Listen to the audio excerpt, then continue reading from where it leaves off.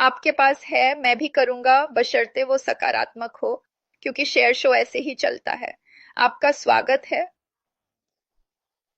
तो डिस्क्रिप्शन में मैंने हैशटैग फिक्स्ड विद ऐश डाला है, जो कि वास्तव में काफी अनोखा है, और मैं इसके बारे में भी बताऊंगा। और जो फोटो मैंने वहां पोस्ट की है उसमें साफ लिखा है कि इस पूरी दुनिया में कहीं ना कहीं कुछ बहुत ही अद्भुत और नया जानने का बेसब्री से इंतजार किया जा रहा है, और मुझे पता है कि वो क्या क्या ये सच नहीं है। तो खैर, मैं सबसे पहले आप सभी के लिए कुछ बहुत खास पढ़ने जा रहा हूँ, जो प्रसिद्ध और महान जैक कैनफील्ड का है। उनके अनुसार कृतज्ञता एक सफल और खुशहाल जीवन जीने का सबसे महत्वपूर्ण और अनिवार्य हिस्सा मानी जाती है, और एक संतुष्ट जीवन का। मैं व्यक्तिगत रूप से इसे मानता हूँ। मुझे आभार व्यक्त करना या शुक्रिया कहना बहुत पसंद है, जैसे ही मैं सुबह उठता हूँ। असल में बिस्तर पर लेटे हुए आपका पता नहीं, पर मुझे यह अच्छा लगता है। यहाँ महान अशमाफर की एक काफी महत्वपूर्ण बात है। मैं ये इसलिए कह रहा हूँ क्योंकि मैं इसे निजी तौर पर बहुत अच्छी तरह जानता हूँ कि लोग संघर्ष और विभिन्न कठिनाइयों से गुजर रहे हैं। उन्होंने कुछ इस तरह कहा था, जब कभी भी मैं ऐसी किसी अत्यंत कठिन स्थिति में होता हूँ जहां मुझे कोई रास्ता नहीं सूझता, मैं उन सभी समयों के बारे में सोचता हूँ जब मैं ऐसी स्थितियों में था, और खुद से कहता हूँ, मैंने यह पहले भी किया है, फिर कर सकता हूँ। मैं इसे दोबारा पढ़ूंगा। ये हमारी कंपनी के सीईओ मिस्टर अशबाफर का है।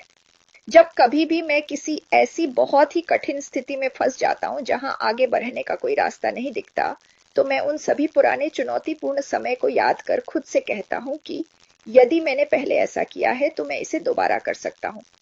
तो मुझे वे दो बातें पढ़नी थी। अब मैं विवरण पर जाऊंगा, जो काफी अनोखा है। पर पहले कुछ पढ़ने दें जो हमारी उस मीटिंग से, माफ कीजिएगा, जो 9/27/25 को हुई थी। और अब बस उसका थोड़ा सा हिस्सा यहाँ हम साथ मिलकर पढ़ें। इन चीजों को हमेशा दोबारा जाकर देखना सबसे अच्छा रहता है। आपको इनमें बहुत फायदा मिलेगा। शायद आपको यहाँ पर कुछ ऐसी नई चीज मिल जाए जो शायद पिछली बार आपसे देखने में रह गई हो। मैं खुद हमेशा ही ऐसा ही करता हूँ और बहुत सारे नोट्स लेता हूँ, ये तो जाहिर है। तो चलिए, अब मैं वह सब पढ़ूंगा जो उन्होंने उस समय कहा था। अम अम इसके बाद चलिए मुझे यहाँ से बिल्कुल शुरुआत करने दें। अगर, तो देखते हैं, जब एक बार ये पूरी प्रक्रिया सफलतापूर्वक संपन्न हो जाएगी, तब हम इंटरनेट की दुनिया के सारे पुराने रिकॉर्ड्स को पूरी तरह से धराशायी कर देंगे। अब आप बहुत ही बारीकी और गहराई से देखें कि वो यहाँ पर आखिर वास्तव में क्या कह रहे हैं। हम इंटरनेट को हिला देंगे और दुनिया को नया रूप देंगे, इसमें शक नहीं।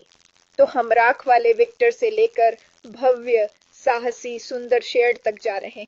हम दुनिया को हिला देंगे, बेशक, एक सकारात्मक तरीके से। क्यों?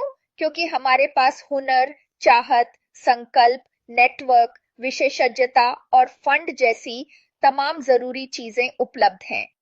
और हमारे पास सफल होने के लिए जो भी आवश्यक है, वह सब कुछ मौजूद है। कामयाबी के सारे तत्व। हम यहाँ शानदार जीत हासिल करने के बारे में ही विस्तार से बात कर रहे हैं। सब कह दिया। बात सिर्फ जीत की है। मतलब है अटूट लगन। हम किसी भी हाल में पीछे हटने वाले नहीं हैं, क्या समझे? हम हार मानकर यहाँ कभी भी नहीं रुकेंगे।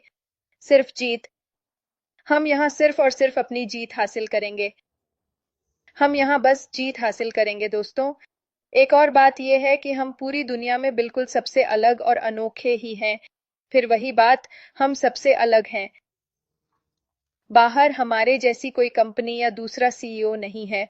मेरी पत्नी और मेरा परिवार जो हमें बहुत मानते हैं, हम दुनिया के बाकी सभी लोगों से पूरी तरह अलग हैं। हम इसे बाकी कंपनियों से अलग कर रहे हैं, जो न कभी हुआ, न पहले देखा गया। यह बिल्कुल अलग है। इसीलिए हम बेमिसाल हैं, और हम जरूर जीतेंगे और निश्चित रूप से कामयाब होंगे। मैं ये बात बहुत ही पक्के तौर पर जानता हूँ। मैं इसे अपनी रग रग में महसूस करता हूँ।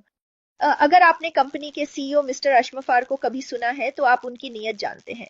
वे नेक दिल हैं और अपनी बात बखूबी जानते हैं। ऐसी बहुत सी बातें हैं जो हम नहीं जानते, और हमें जानने की जरूरत भी नहीं है। आखिर भला वे हमें ऐसी बातें क्यों बताएंगे जो हम पर किसी तरह का दबाव डालें? हमें इन पेचीदा बातों को जानने की जरूरत नहीं है। हमारा असली सरोकार तो बस अंतिम नतीजे से है, और सबसे महत्वपूर्ण अंतिम नतीजा तो यही है कि हम निश्चित रूप से ही जीतने वाले हैं, क्योंकि असल में ये पूरी बात एक बहुत ही खास आंदोलन या दुनिया भर में मानवता के उत्थान के बारे में है दोस्तों। क्या आपको लगता है कि वह रुकेंगे? नहीं, वह नहीं रुकेंगे। वह जारी रखेंगे, क्योंकि आपकी मदद करना उनका सपना है, ताकि आप जीवन में आगे बढ़ें, परिवार और दुनिया की मदद करें। और आपकी मदद के लिए, जैसा विक्टर ने पूछा है, आपकी मानसिकता और सामान्य जीवन को बेहतर बनाना। आप भी अपने आप में वाकई बेमिसाल हैं। हमारी कंपनी भी पूरी तरह से बेमिसाल है, और आप अपनी तरह के इकलौते हैं। आप हर पहलू और तरीके से अद्वितीय हैं। और विक्टर, ऐश के साथ आप अपने निजी जीवन और अपने पूरे परिवार में होने वाले इस सुखद और अत्यंत सकारात्मक बदलाव को देखकर हैरान और उत्साहित होंगे। वहां बहुत सारी अच्छी चीजें होंगी। और वैसे याद रखें, मैंने कहा था कि ऐसा इसलिए होगा क्योंकि हमारी कंपनी के सीईओ कौसब कुछ आसान और सरल बनाना पसंद है ना?